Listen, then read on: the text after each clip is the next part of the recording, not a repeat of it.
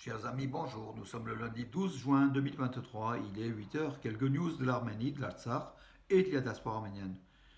L'Azerbaïdjan met les charrues avant le bœuf et pratique une politique du fait accompli.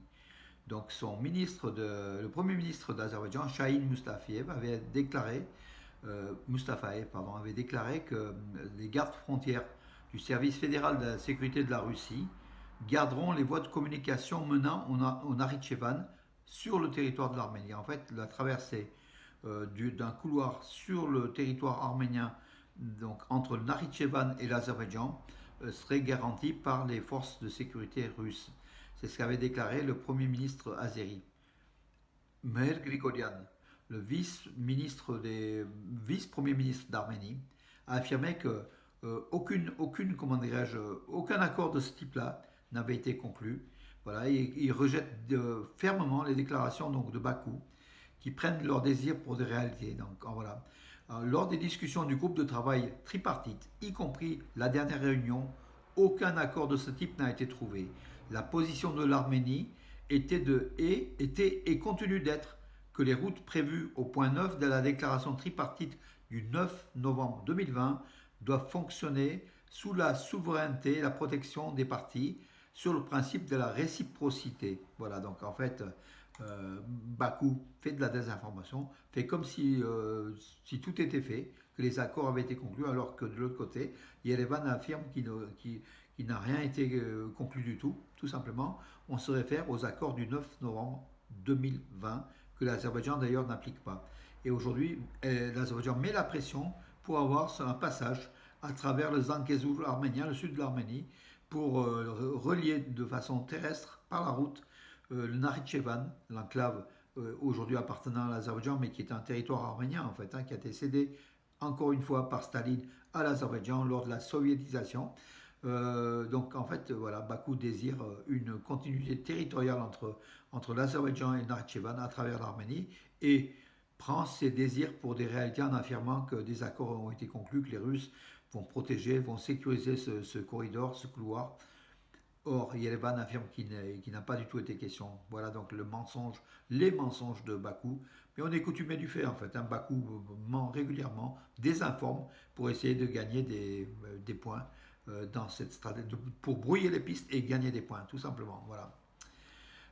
Yerevan et Minsk vont devenir des villes jumelles, voilà, donc entre la capitale de la Biélorussie et la capitale de l'Arménie. Donc des accords sont en cours pour établir en ville jumelle. Voilà, donc c'est ce qu'a déclaré l'ambassadeur d'Arménie en Biélorussie, Razmik Khoumarian, qui a déclaré dans une interview à Belta, donc Yerevan et Minsk deviendront des villes jumelles. Voilà. La décision correspondante est déjà prête et sera signée en Biélorussie lors de la visite du maire d'Erevan. Voilà.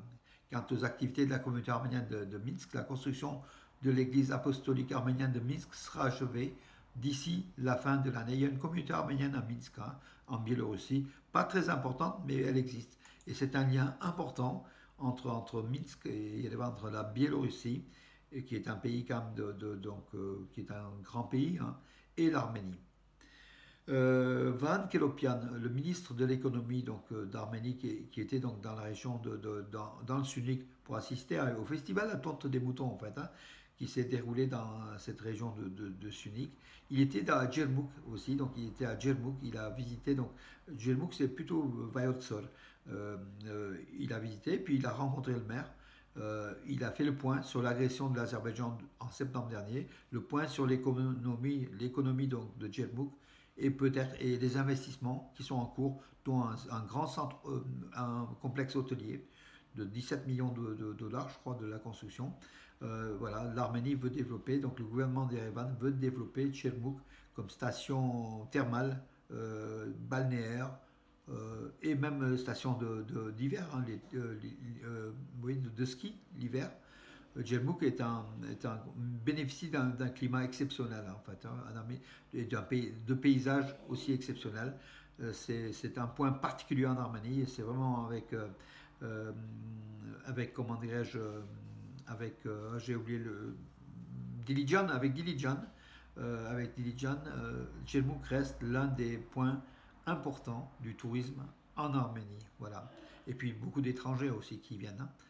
Le gouvernement azéri a annoncé le plan de repeuplement d'Agdam. Agdam, c'est Akhna l'arménienne qui est une ville. Donc, c'était la troisième ville ex-Azerbaïdjan, mais qui était arménienne en fait, hein, d'origine. Les Arméniens l'ont occupée tout simplement lors de la guerre de libération de l'Alsar. Et puis donc c'est le nom arménien, c'est Agna. Et maintenant, depuis la guerre de 44 jours en Alsar, c'est occupé par l'Azerbaïdjan. Ça a été rendu à l'Azerbaïdjan en fait. Hein. C'est pas l'Azerbaïdjan qui est arrivé à Agna, ce sont les Arméniens au terme des accords du 9 novembre 2020 qui ont cédé Agna, où il y a un centre d'observateurs de Russes et Turcs, voilà, et le Bakou désire redévelopper cette ville et en repeuplant, et donc l'Azerbaïdjan a annoncé la construction d'immeubles. Les autorités azéries prévoient d'ici la fin de 2026 20 000 personnes qui retourneront dans la ville d'Aktam. Et les Arméniens, ils retournent quand dans la ville d'Aktam. Donc, du coup, c'est la question qu'on peut se poser. Voilà. Moi, j'ai visité 5 fois Akdam au Karabakh. Mais l'une des dernières fois, donc c'était en 2016, nous avions visité Agdam on avait fait le tour de l'Artsakh pratiquement avec mon ami Rostov Iliozer et puis nos épouses. On était à Agdam, voilà, j'ai fait des photos, donc j'ai mis des photos de 2016, voilà, à l'occasion, pour le 25e anniversaire de la République d'Arménie, c'était aussi, hein, donc on a passé plusieurs jours au Karabakh et à Agdam, dans une ville fantôme, une ville impressionnante, où vous allez sur des kilomètres et des kilomètres sans trouver personne, que des ruines, voilà, donc j'ai fait quelques photos que j'ai mis aussi en ligne ce matin sur Armenous et puis sur mes pages Facebook. Malheureusement, aujourd'hui, Agdam est passé dans le camp ennemi, dans le camp de l'occupation de l'occupant azéri.